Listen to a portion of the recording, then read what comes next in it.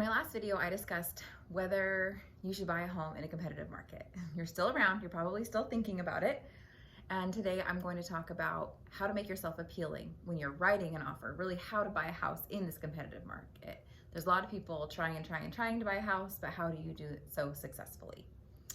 As you know, home sales are outpacing the number of homes that are on the market. So there are more people out there looking for homes than there are properties to buy. This is creating a major problem. This problem has been around for a while, as builders haven't been able to keep up with the demand of buyers for years and years. So there's been a lot shortage. There has not been enough development to support the demand. And now you take COVID on top of it and the sellers not selling their homes.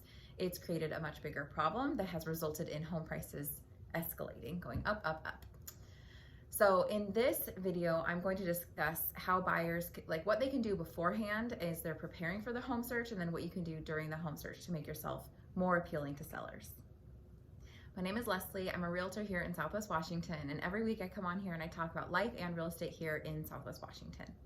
So if you like watching my videos, go ahead and subscribe, and don't forget to turn that little bell on so you get notifications when a new video is posted. And as always, I always like seeing those likes and comments, so don't be shy. One thing that I think is very important as you're starting your home search is know exactly what you want. Write down 3 non-negotiables and don't bend on those. If you are casting too wide of a net as you're searching for homes, it's going to get distracting and confusing because it's hard to compare apples and oranges. So just the more focused you can be on, these are our goals for our next home, this is how many bedrooms we want, this is what we want our yard to look like, these are the areas that we're looking in, that laser focus is gonna really help you get under contract sooner. Another piece of advice is to be decisive. So being able to trust your gut, walk into a home and know whether this house is gonna be a place that you can call home, and then acting on that is going to be very valuable. So there's not gonna be time to waste. The days of viewing a property, thinking about it for a day or two, and then maybe writing an offer or maybe not writing an offer, those days are gone. So you need to know when you're there, do I see myself living in this house? And if you have a realtor who can help you kind of identify some pitfalls of that house, or if they see issues like with the foundation or things that you can identify before you even get caught up in an offer, that's also a really, that can be an advantage for you. Also, a lot of agents are doing 15-minute showings because there's so many buyers looking and there's so few listings. So when I am going to make an appointment for a buyer to see a property, I sometimes don't get a choice of whether I want it to be a 15-minute or a 30-minute showing. So when you are going to the property, just be aware that you might only have 15 minutes to take a look at it if everyone gets there on time, right? So utilize what you can online. Do the 3D virtual tour. A lot of listing agents are still doing those, so you can virtually walk through the house before you even get there.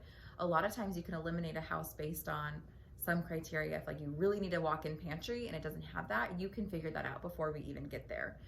Also, copy and paste that address into Google Maps and then do the walk, what do they call that? The walkthrough, the 3D virtual tour on the ground version. What is that called? Google Earth. So that can help you take a look at the neighborhood and see maybe areas around the house that you don't get to see in the listing itself. Expect to compromise. Finding the one in this market, the dream home that will be your forever home, that's a really tall order. So just be aware that when you are searching for homes, it might not be possible to get your perfect home. And you might need to accept that the home that you're buying right now, so that you can stop giving your money away to a landlord as you pay rent, the home that you might be buying might be more of like a 3 to 5 year home and not your forever home. Have thick skin. The odds of you getting the first house that you fall in love with and the first house that you write an offer on are really low. So be ready for some rejection and okay with it. The longer you can wait and the more patient you can be, the better. Save as much money as you can. So when I'm writing offers for over asking, a lot of times the listing agent is also asking me to give them an additional down payment form where the buyer is specifying that in the case of a low appraisal, this is how much money that they are going to bring to the closing table. So it's one thing to write an offer for over asking and then you're just banking on it appraising, right? So asking price is $450, we're gonna go in at $480, and if it appraises at $450, then we're just gonna renegotiate with the seller. Okay, well, sellers are seeing right through that right now. What they want is for you to write an offer for $480 and to also show proof of funds that you have the additional $30,000 down payment to give them in the case of a low appraisal. So save, save, save. And the more you can save, the more appealing you can be. And if your max price really is $450, then hey, let's be shopping at like $420 or lower so that we can be competitive. Be logical. Don't get too emotional. Don't fall in love at first sight. Think of this as business. The more rational that you can be throughout the process, you want to just rip off those rose-colored glasses because you want to see every flaw with a house. What I don't want to have happen is that you fall in love with a house and then you're heartbroken, and then after writing a couple of offers, you are too discouraged to keep going, because that's not going to help you reach your goal of buying a house. So my best advice to you here is to just think of it as a business transaction and have your criteria in mind, and then let yourself get really excited about a house once you're already under contract. You all probably know this already, but be pre-approved. A seller is never going to consider your offer if you do not have that pre-approval letter attached to the offer and submitted. And if that pre-approval letter can show that you were approved for more than the asking price, that's even better, because it shows that you're highly qualified to purchase the home. Work with a good realtor. Don't work with the first one you meet. It's always good to make a couple of calls and ask some questions of realtors to make sure that you are getting the best service that you can, right? So also, I highly recommend working with a team of realtors, because it's kind of one of those buy one, get two free situations. I have a team. I've got a couple of buyer agents that work with me, and what I love about this is that one of us is always available. So like if I have a conflict, if I'm with another client or have kid stuff going on that I can't get away from, then I have someone else who can meet with you and show you that home and offer you advice. One of us can always help you. Highly recommend that, especially in this market where everything is going so super fast. Another thing I recommend, if you are shopping on Zillow, Trulia, Redfin, also make sure that your broker has your search set up in the RMLS, because all of those third-party websites are getting listings trickled down and they're updating their data a couple of times a day. But the best way to know what is going on in the market right now and what new listings are hitting the market every minute of the day is through an RMLS search, where your agent turns on the ability for the RMLS to send you an email every time a new home is listed. You are going to know first about that home going on the market. And the way showings are going right now, it's not uncommon for me to want to show a house today. Like I get a text from a client at 10 a.m. Hey, I want to go see this house at 12:30. Can you check into that? And I go and I look, and it's booked out for the whole day. So the sooner we know that it's up, the better the odds are that we'll be able to actually get in for a showing. Sweeten your offer. Your buyer agent can have the conversation with the listing agent of like, what is the seller looking for? What is going to make our offer the most appealing to the seller?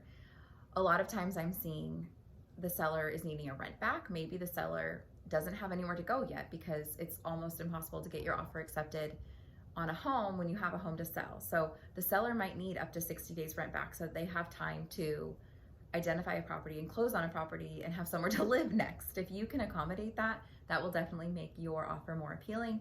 Not necessary every single time. I'm also seeing higher numbers for earnest money. So typical earnest money deposit is 1% of the purchase price, and I am seeing more and more people putting down up to 3% of the purchase price as earnest money. An escalation clause is another tool in our toolbox that we can use if you are having second thoughts about like how much value is there in a home and you're not wanting to go too crazy. An escalation clause can be used so that your bid, your offer will outbid the highest competing offer by a predetermined amount. It can be $1,000, $2,000, $5,000, $10,000. It can be whatever you want it to be. And we can also set a cap on there so that you will not go above your max purchase price. There are problems with that, which I'm not going to get into today, but there are problems with using escalation clauses. One of them being, and I'll just talk about this one, is that you are showing your cards. So what is stopping that seller from counter offering you at your max purchase price? Not a lot. They can pretty much do what they want in that scenario. If you have a home sale contingency, I advise you to sell your home. If you are dead set on buying a different house and living somewhere else, I think that selling your home and, let's drag out the closing, do a 30, 45 day closing, and then finding a buyer who right now buyers are bending over backwards. If you can find a buyer who can give you 45 days to close and then a 60-day rent back, that is enough time for us to find you your next house. And once your home is pending, we don't need to use that buyer property sale contingency, and you can write offers without the contingency. So I would highly, highly, highly recommend considering that. Or if you can make a sacrifice, like moving in with family while we do your home search, sell your home first, move in with family, and then we keep searching, and you're for sure going to be motivated to find the right house, find the next house. Don't expect this process to be easy right now, because it's not going to be easy. My job is I'm kind of like the shock absorber in the transaction, so I'm going to make it as easy as possible for you. But while we are searching for homes, it's going to be grueling as we are looking, writing offers, maybe getting turned down, but we will find a house. We will get the offer accepted.